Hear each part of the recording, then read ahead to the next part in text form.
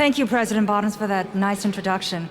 You know, it is wonderful to go around campus and see all the new construction on campus. You are offering tremendous leadership to the university. Well, graduating seniors, that time is coming near. Parents, trustees, faculty, friends, and family, I am so delighted to be with you. You know, I love commencements. They're always such joyous occasions, and there's such an excitement in the air, and always there's such expectations and such hope. I want to congratulate the honorary degree recipients. I've had a chance to meet them, and you've got a great array of honorary degree recipients. They're fantastic. And Rebecca, what loving words you have given us. We want to thank you so much as well. Now, some of you may not know this, but I'm actually from Kentucky. So I have to say a special hello to my fellow Kentuckians who are graduating today as well.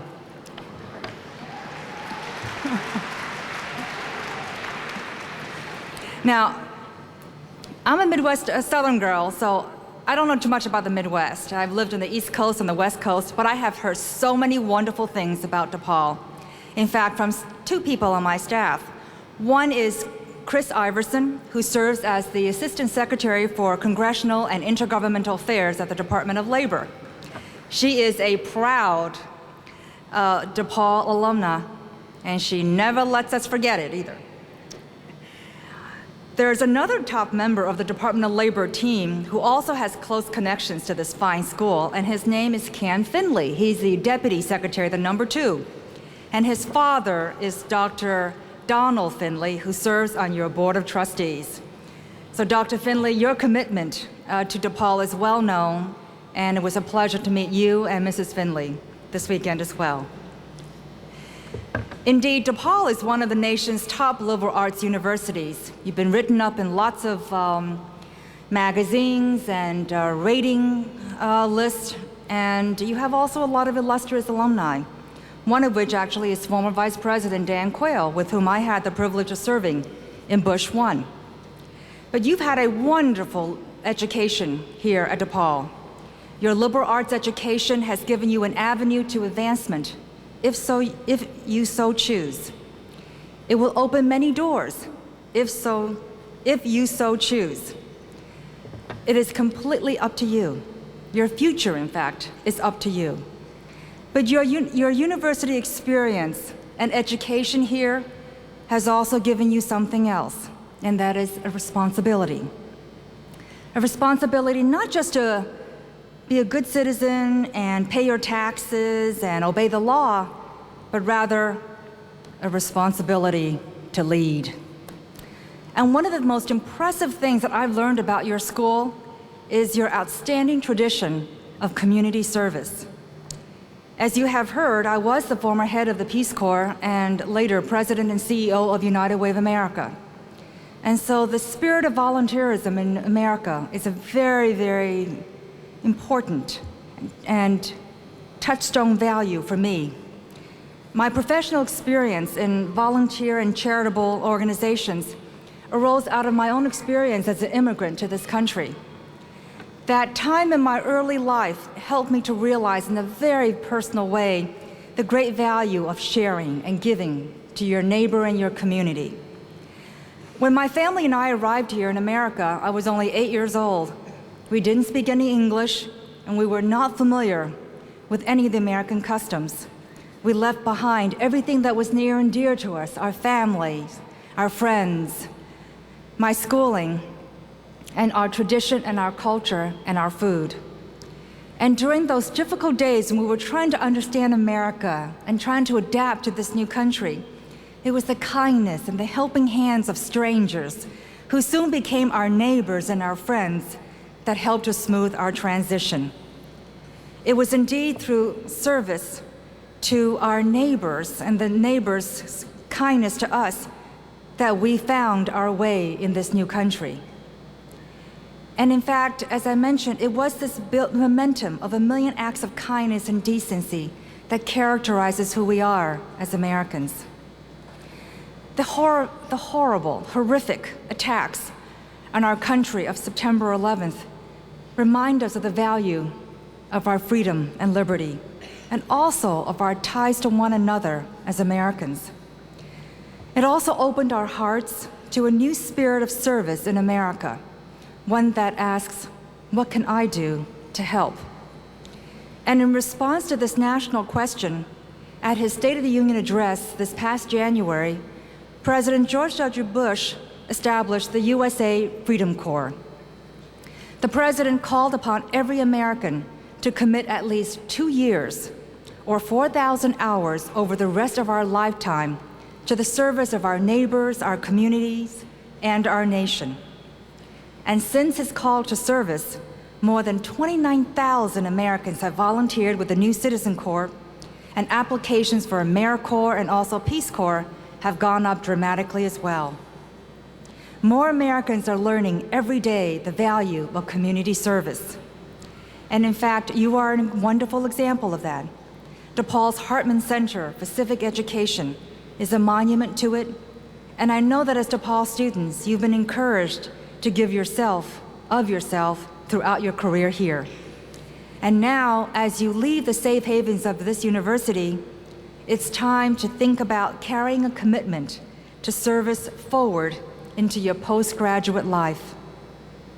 The habit of service that you have formed here at DePauw, through DePauw Community Service, Winter Term in Service, the Bonner Scholars Program, and Alternative Spring Break, are as important to our nation's future as the knowledge you've acquired in the classrooms here.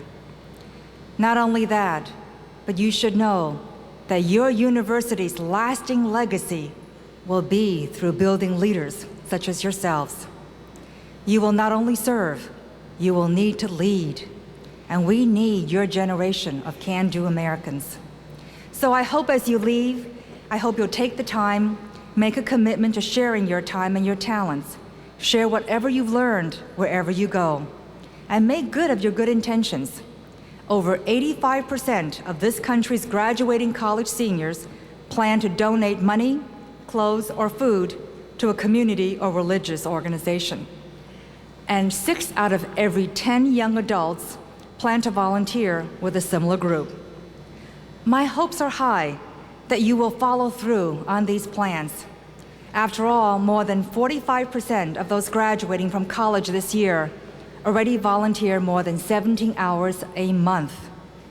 To those of you who are involved already in this community, who are part of the 45% right now, I want to thank you. We're grateful for your work. The Greencastle community is better off as a result, and America is stronger as well. But there's still a lot to do, and there's a need for every volunteer.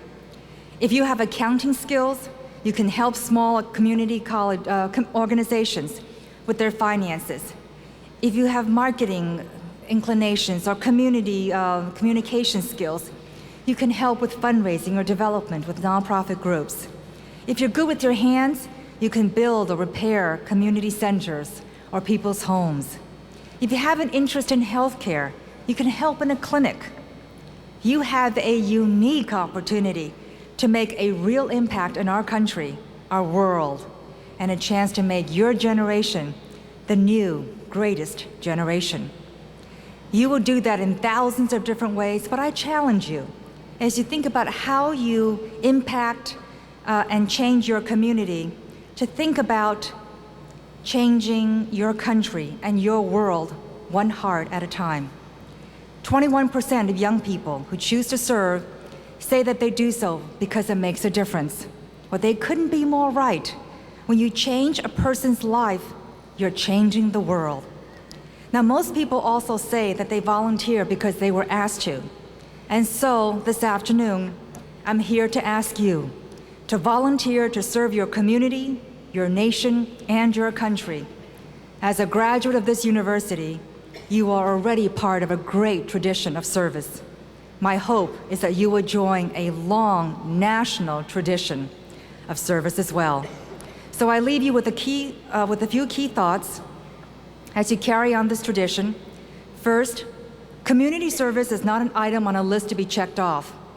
Like a long-term commitment to your physical health, it's a long-term commitment to your spiritual health and the health of the world in which you live.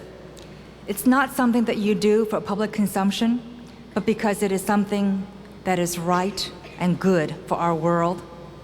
2, I think you should get rid of the notion that somehow dealing with big problems, really big problems, like peace in the Middle East or eradicating hunger, is somehow more noble than something like helping one child to read. All acts of kindness are great. 3, the only way that freedom and opportunity can prosper in our world is when we take responsibility, not only for our actions, but to take care of our neighbors as well. Well, each of you have been blessed with freedom because generations before you have sacrificed so much, and now it is your turn. A nation that depends solely on its government to establish order, enforce good behaviors, or to be the exclusive provider of services or benefits is a nation that has lost its moral grounding.